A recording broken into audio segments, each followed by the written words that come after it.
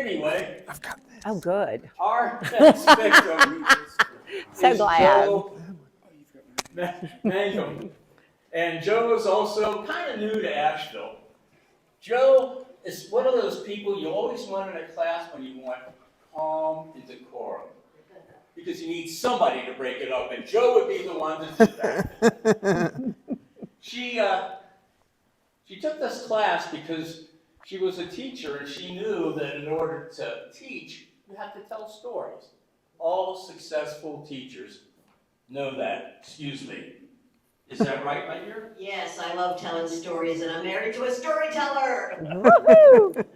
Boy, give her a mic and she goes to town. Anyway, Joe also was in marketing for professional universities.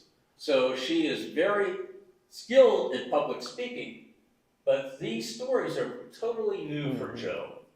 So you are about to hear something very special if you live in Asheville. Ladies and gentlemen, Joe. Thank you. I have my headset. Hi, everybody. Hi. Hi, Joe. Hi. I want to talk about Asheville. And I want to talk about first the slogan that Asheville has, where weird is normal. Mm-hmm. So we have lots of examples. The hairy-legged, bearded dude dressed like a nun walking through downtown. We know who he is. Or how about the best restaurant in town, hosting diners that are in their pajamas? Or how about the occasional bear who loses his way or her way and the police escort them out? That's just a few of the examples of how wonderful this place is. When I think of her, I think of a Southern lady who dines surrounded by art. Now the difference is she smells like patchouli, and to be really honest, she's probably a little bit drunk. But here's the best thing about Asheville. She opens her arms to everybody and embraces you. It does not matter who you are and what you have done or what your lifestyle is. You are welcomed. Then, on September 27th, 2024, the unimaginable happened. A hurricane came over Western North Carolina and dropped an estimated 40 trillion, yes, that's trillion with a T, gallons of water into what we would call a funnel, aka the Appalachian Mountains. And our reality shifted. In my world, I was huddled in my house with my dogs, Rosie and Violet, by the way, and my husband, listening to trees crack and listening to car alarms and listening to the continuous sound of sirens. As the storm passed, all of our neighbors flooded into the streets, most of us sitting there stunned at what had happened. And quickly we figured out no water, no power, no internet, no cell service, and in my community, like most of yours, no way out. No one could get to us. Later that night, a group of people came to my house and we sat on the porch. Everybody brought a bottle of wine, by the way, which was a great decision. And we sat there talking and commiserating and laughing and really just being together.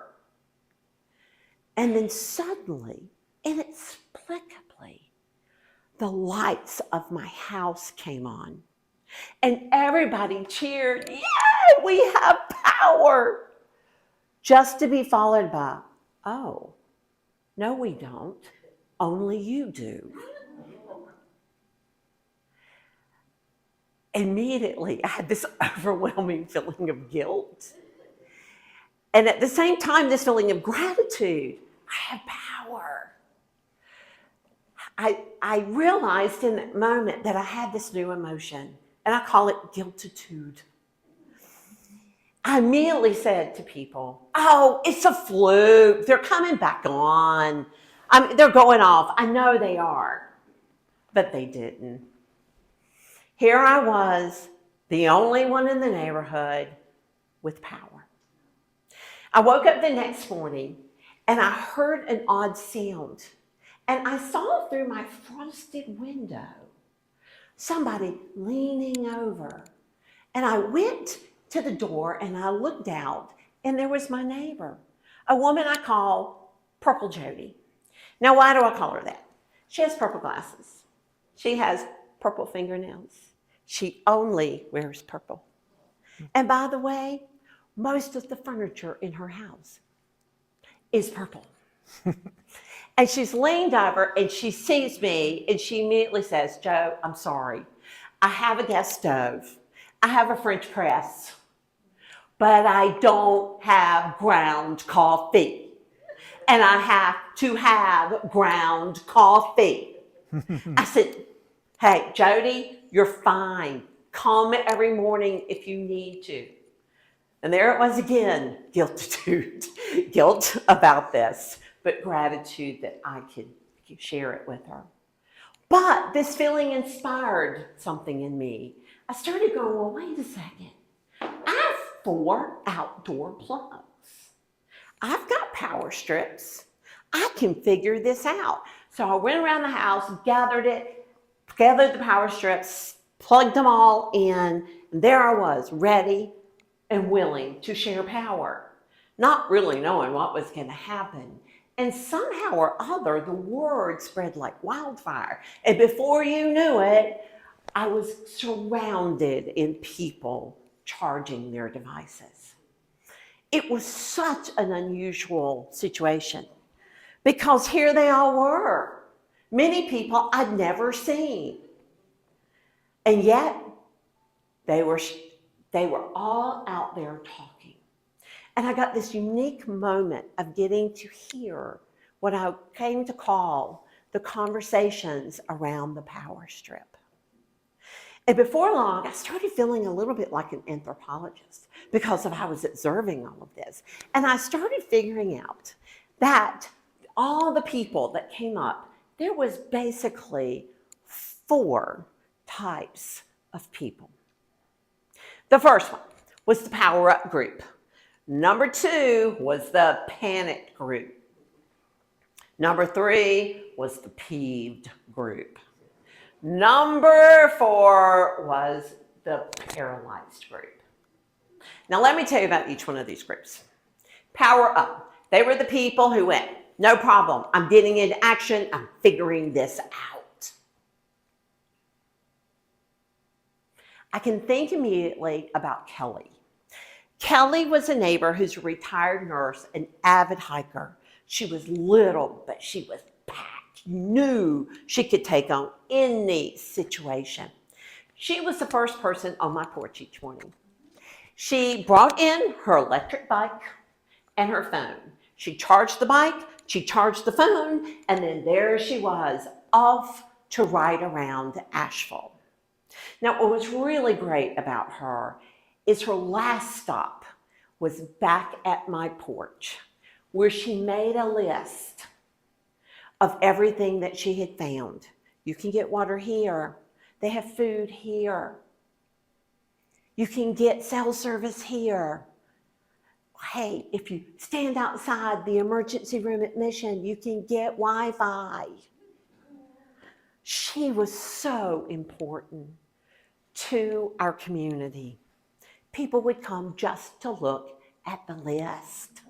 Mm-hmm. Now let's talk about panicked people. Panicked people had wild ideas. I had one person in particular, Julie, wild hair, and while her device was plugged up, she would pace back and forth. Okay, I've got this idea, and she would throw all these ideas out. So one day she showed up And she said, I've got the ultimate idea. Somehow or other, I'm going to get in touch with the baby daddy in Charlotte, and I am going to get him to buy a whole bunch of those 5-gallon tubs and fill them with gas and drive them up here. By and large, the porch people said, no, that is dangerous. But she was undeterred. And she told us all we were wrong, and she stormed off the porch, never to be seen from again. Well, not exactly. I did see her 2 or 3 days later, driving out of the neighborhood, waving at us all. So who knows? Maybe that's where she got the gas. Now let's talk about our peeved people. Oh man, they would sit on the porch a lot longer than they needed to. And their sole journey was all about making everybody else mad. I can think of one immediately. Her name was Marge, and she was a curmudgeon. She sat in her seat with a baseball cap, and she sat there for hours, and she talked like that. She sucked the soul out of everyone that was close to her. I kept watching people move away. And then finally, hallelujah, somebody turned to her and said, will you just shut up? She was less frequent after that. And lastly, we had this really interesting paralyzed person. Late one afternoon, I was on the porch and I heard the voice of a neighbor, James, who had his sidekick, Rooster. He always had his sidekick, Rooster, with him. And I heard him say, go in there, they'll help. I turned to look, and there stood this tall, beautiful young lady. She was probably 20, 21, lanky, long hair parted in the middle. She reminded me a little bit of Peggy Limpton from the Mod Squad, for those who remember that. She had on bell bottoms. She had a jacket that had feathers on the shoulders. And she was carrying a canvas bag. She said very quietly and timidly, can I charge my phone? I said, sure. As I took her phone and was plugging it up, she saw on the porch some bottled water. And I heard her gasp. And I said, would you like some water? Yes. So I handed her a bottle, and I saw her take it and put it toward her heart and hug it before she opened it to drink it. Man, was I curious about this baby bird that had landed on my porch. And so I sat down beside her and I started asking her questions. Question number 1, what's your name? She said, Alexa. Alexa, where do you live? I'm in an apartment on Merriman. How long have you lived there? Only a week. Where did you move from? Bali. Okay.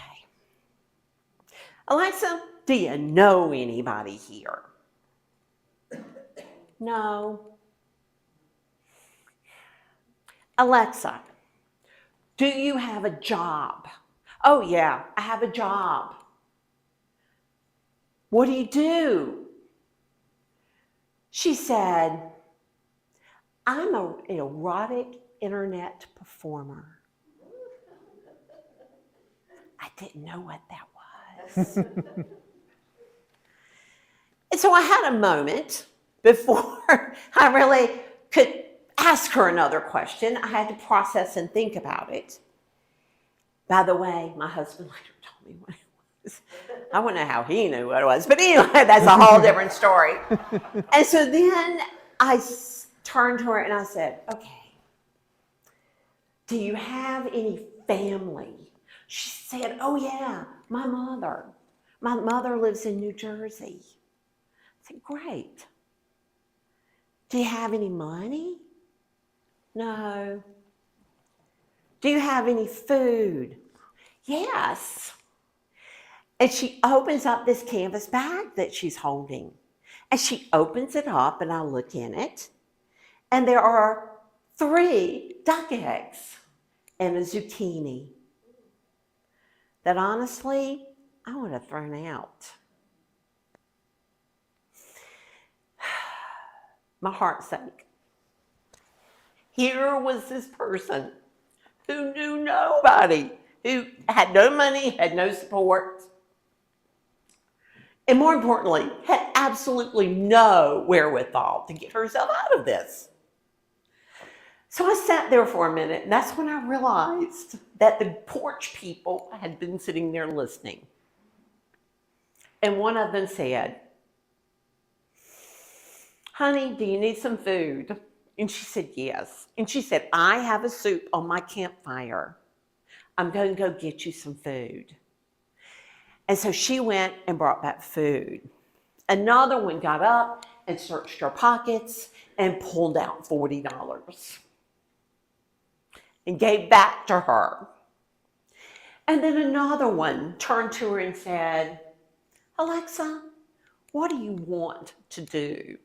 And she said, I want to go home. Okay.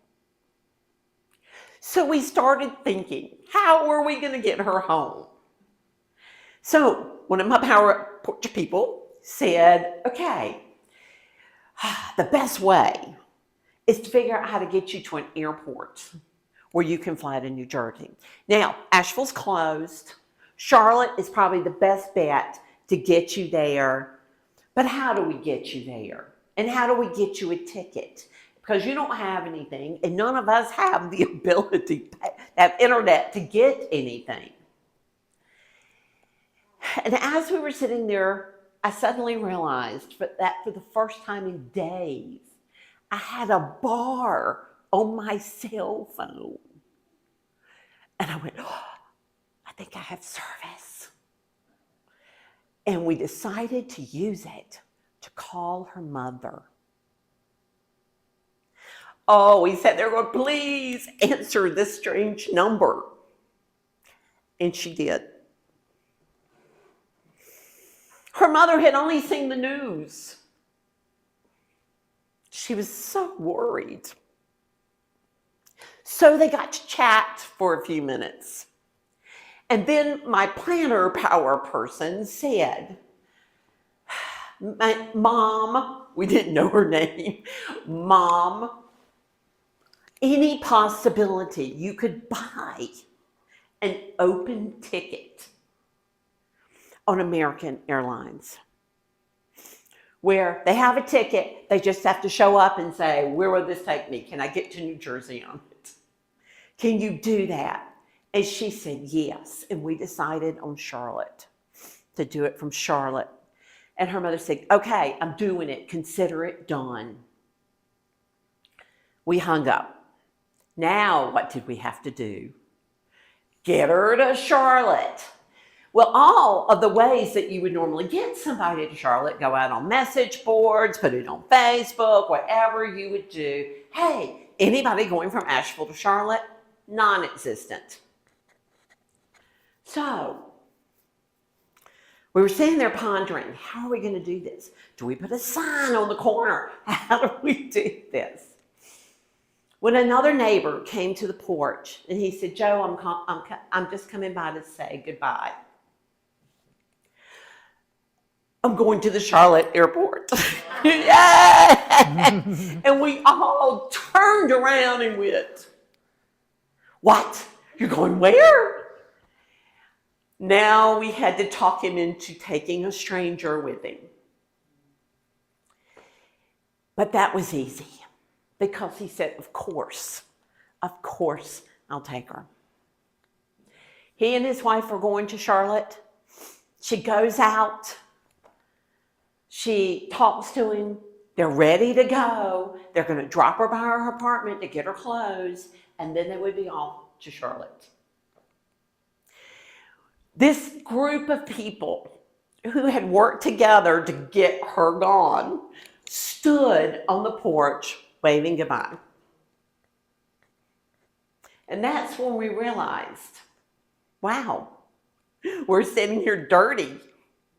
We really don't have any resources to speak of. But somehow or other, we came together to get a sex worker to her mother.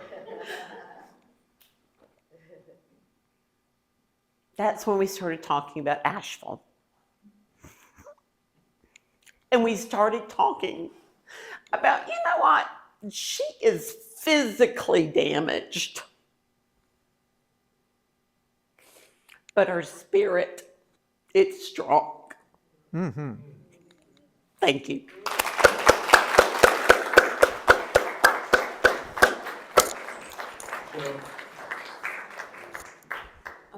That's yours.